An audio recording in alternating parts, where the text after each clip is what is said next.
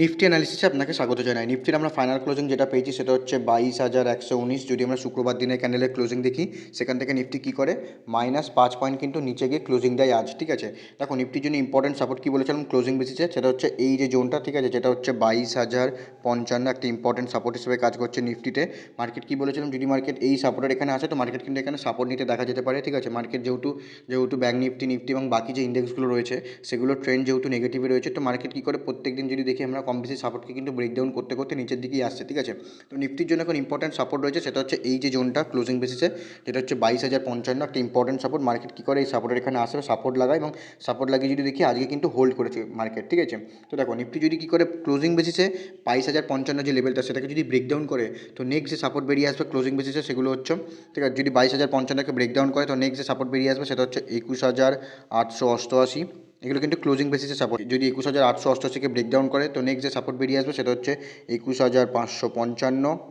যদি 21,555 সাপোর্টকে ব্রেকডাউন করে তো নেক্সট যে সাপোর্ট বেরিয়ে আসবে সেটা হচ্ছে 21,222। ঠিক আছে, এই সাপোর্টগুলো কিন্তু মার্কেটকে নিচে দেখা যেতে পারে যদি মার্কেট কী করে ক্লোজিং বেসিসে এই যে সাপোর্টটা রয়েছে 22,055 এর নিচে যদি ব্রেকডাউন করে, তো ক্লোজিং বেসিসে কিন্তু এই সাপোর্টগুলো কিন্তু মার্কেটকে নিচে দেখা যেতে পারে। ঠিক আছে, নিফটির ক্যান্ডেলটা যদি দেখি, একটা সাপোর্টে কিন্তু ডোজি ক্যান্ডেল বানিয়েছে। ঠিক আছে, তো ডোজি, হ্যামার এই ধরনের ক্যান্ডেল যখনই কোনো সাপোর্ট বা রেজিস্ট্যান্সের ফর্মেশন হয়, তো এখানটা কিন্তু মার্কেটের ট্রেন্ড চেঞ্জ করতে অনেক সময় হেল্প করে। ঠিক আছে, তো মার্কেটের যেহেতু এখন যদি দেখি একটা এখানে সাপোর্টের করে ডোজি ক্যান্ডেল বানিয়েছে। ঠিক আছে, মার্কেট যদি পরবর্তী দিন মার্কেট যদি উপরে যেতে চায় তো মার্কেটকে সবার আগে কী করতে হবে, মার্কেটকে এই যে সাপোর্টটা রয়েছে এই সাপোর্টের এখানে স্ট্রং বেস বানাতে হবে বা স্ট্রং সাপোর্ট বানাতে হবে। মার্কেটকে উপরে যাওয়ার জন্য সবার আগে মার্কেটকে স্ট্রং সাপোর্ট বানাতে হবে। যদি দেখা গেল মার্কেট কী করলো, কালকে দেখা গেল মার্কেটের উপরে গ্যাপ আপ ওপেন হলো এবং গ্যাপ আপ ওপেন হওয়ার পর মার্কেট যদি পরস্পর দেখি কী করে মার্কেট উপর দিকে যেতে শুরু করলো। ঠিক আছে, দেখো যে এরকম যখন আমরা দেখছি মার্কেটের ট্রেন্ড ডাউন ট্রেন্ডে রয়েছে, মার্কেট যখনই কোনো এরকম সাপোর্টের কাছে এসে একদিন সাপোর্ট লাগিয়ে যদি মার্কেট তার পরের দিন উপরে যাওয়ার চেষ্টা করে, তো জেনে রাখো এটা কিন্তু একটা ডাউন সাইডের জন্য ট্র্যাপ করতে পারে। ঠিক আছে, মার্কেট যখন একটা বড় সড়ো ডাউনফলের পর যখন মার্কেট উপরে যাওয়ার জন্য চেষ্টা করবে, তো সবার আগে মার্কেটকে যেটা করতে হবে সেটা হচ্ছে এই সাপোর্টের এখানে যে কোনো সামনে যে সাপোর্ট থাকবে সেই সাপোর্টের এখানে স্ট্রং যে সাপোর্টটা থাকবে সেই সাপোর্টের কাছে কিন্তু স্ট্রং সাপোর্ট বানাতে হবে। ঠিক আছে, সেই স্ট্রং সাপোর্ট বানানোর পর যদি সেই রেঞ্জকে ব্রেকআউট করে দেন সেখান থেকে কিন্তু একটা আপসাইড মুভমেন্ট দেখা যেতে পারে। ঠিক আছে, আজকে নিফটি যে ক্যান্ডেলটা বানিয়েছে সেটা একটা ডোজি ক্যান্ডেল। ঠিক আছে, দেখা গেল কালকে মার্কেট কী করলো, ক্লোজিং বেসিসে এই যে ক্যান্ডেলের হাই মানে ডোজি ক্যান্ডেলের যে হাই মানে আজকে যে ক্যান্ডেলের হাই সেই ক্যান্ডেলের উপরে ক্লোজিং করলো এবং ক্লোজিং করার পরের দিন যদি ওর উপরে ট্রেড করতে থাকে দেন এখানে কিন্তু একটা ছোটোখাটো আপসাইডের জন্য মুভ দেখা যেতে পারে। মার্কেটকে যদি আপসাইডের জন্য পুরোপুরিভাবে যেতে হয় তো মার্কেটকে সবার আগে সেই সাপোর্টগুলোকে স্ট্রং সাপোর্টের কাছে কিন্তু বেস বানাতে এবং বেস বানানোর পরেই কিন্তু মার্কেট উপরে যাওয়ার জন্য রেডি হবে। নিফটিকে যদি উপরে যেতে হয় তো সবার আগে যেটা করতে হবে সেটা হচ্ছে এই যে সাপোর্টটা রয়েছে 22,055, এই 22,000-এর লেভেলের এখানে কিন্তু মার্কেটকে স্ট্রং বেস বানাতে হবে এবং বেস বানানোর পরে যদি মার্কেট উপরে যাওয়ার জন্য রেডি হয় তো সবার আগে প্রথম যে রেজিস্ট্যান্স বেরিয়ে আসবে ক্লোজিং বেসিসে সেটা হচ্ছে এই যে রেড ক্যান্ডেলের হাই, সেটা একটা ইম্পর্টেন্ট রেজিস্ট্যান্স হিসেবে কাজ করবে নিফটিতে। ঠিক আছে, যেটা হচ্ছে 22,444। ঠিক আছে, ক্লোজিং বেসিসে কিন্তু এগুলো কিন্তু ক্লোজিং বেসিসে ইম্পর্টেন্ট রেজিস্ট্যান্স। ঠিক আছে, যদি মার্কেট 22,444কে ব্রেকআউট করে তো নেক্সট যে রেজিস্ট্যান্স বেরিয়ে আসবে ক্লোজিং বেসিসে সেটা হচ্ছে এই যে জোনটা।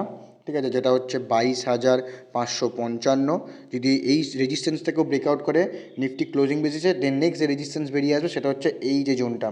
ঠিক আছে, এই যে জোনটা সেটা বেরিয়ে আসবে সেটা হচ্ছে 22,777। যদি এটাকেও ব্রেকআউট করে তো নেক্সট যে রেজিস্ট্যান্স বেরিয়ে আসবে সেটা হচ্ছে এই যে ট্রেন লাইন। ঠিক আছে, এই ট্রেন লাইনে কিন্তু একটা ইম্পর্টেন্ট রেজিস্ট্যান্স হিসেবে কাজ করবে, যেটা হচ্ছে 23,055। ঠিক আছে, এই রেজিস্ট্যান্সগুলো কিন্তু মার্কেটকে নিতে দেখা যেতে পারে। মার্কেট যদি উপরে যাওয়ার জন্য রেডি হয় তো সবার আগে প্রথমে কী করতে হবে, মার্কেটকে এক স্ট্রং বেস বানাতে হবে।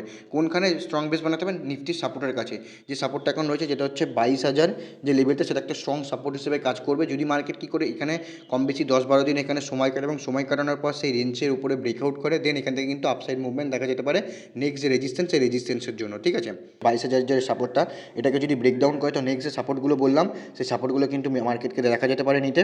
যদি উপরে যাওয়ার জন্য হয় তো সবার আগে উপরে যাওয়ার জন্য কী করতে হবে, এই যে রেড ক্যান্ডেলের হাই এই রেড ক্যান্ডেলের যে রেজিস্ট্যান্স সেই রেজিস্ট্যান্সটাকে ব্রেকআউট করতে এবং যদি ব্রেকআউট করে তো ক্লোজিং বেসিসে যে রেজিস্ট্যান্সগুলো বললাম সেই রেজিস্ট্যান্সগুলোতে কিন্তু মার্কেটকে যেতে দেখা যেতে পারে। ঠিক আছে, এই রেঞ্জের মধ্যে কন্টিনিউয়াসলি ট্রেড করতে থাকে। ঠিক আছে, এই যে উপরে যদি দেখি 22,444 থেকে নিচে যদি দেখি 22,000, এই যে 400 পয়েন্টের যে লেভেলটা এটা একটা রেঞ্জ। ঠিক আছে, এই রেঞ্জের মধ্যে যতদিন মার্কেট থাকবে ততদিন ছোটো ছোটো কোয়ান্টিটিতে ট্রেড করো, কারণ মার্কেট যখনই কোনো রেঞ্জের আপসাইড বা ডাউন সাইড ব্রেকডাউন করুক বা আপসাইডে ব্রেকআউট করুক দেন তখন কিন্তু মার্কেট একটা ভালো মোমেন্টাম দেখা যায়। ঠিক আছে, তো মার্কেট যতক্ষণ এই জোনের মধ্যে ট্রেড করতে থাকছে ততক্ষণ ছোটো ছোটো কোয়ান্টিটিতে ট্রেড করতে থাকুন এবং যদি তোমাদের সেট আপ অ্যাক্টিভ হয় তবেই তুমি তোমার সিওর ট্রেড পাঞ্চ করতে পারো।